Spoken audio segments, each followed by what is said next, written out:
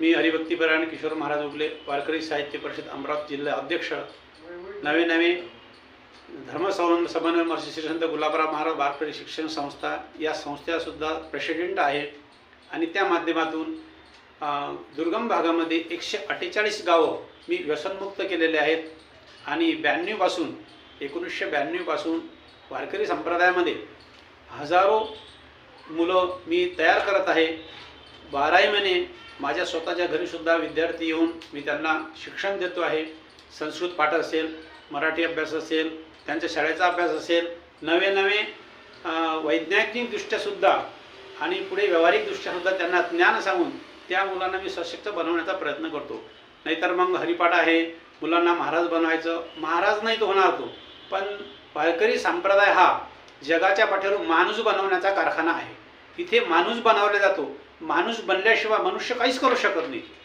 सर्वसाधारण माणसामध्ये आम्हाला देवाने बुद्धी दिलेली नाही, बुद्धी ही प्रत्येकाला दिलेली आहे, पण तो माणूस बनल्याशिवाय त्याचा वापर करू शकत नाही।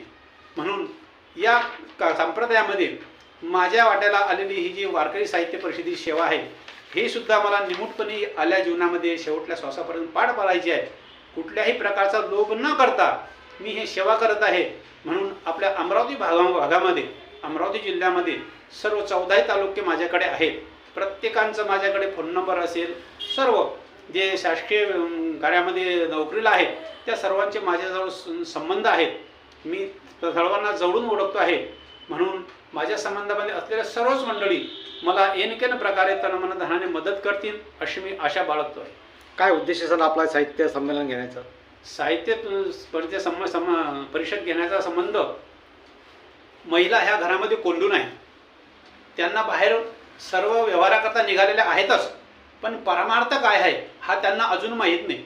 घरामध्ये आहेत, एकच महिला कुठेतरी व्यासपीठावर बसून व्याख्यान करते आहे, भागवत प्रवचन करते आहे, पण सर्वच महिलांच्या मुखातून नामस्मरण व्हावे।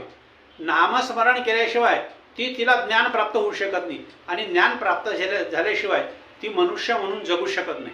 आपल्या अमरावती जिल्ह्यातील संपूर्ण नागरिकांना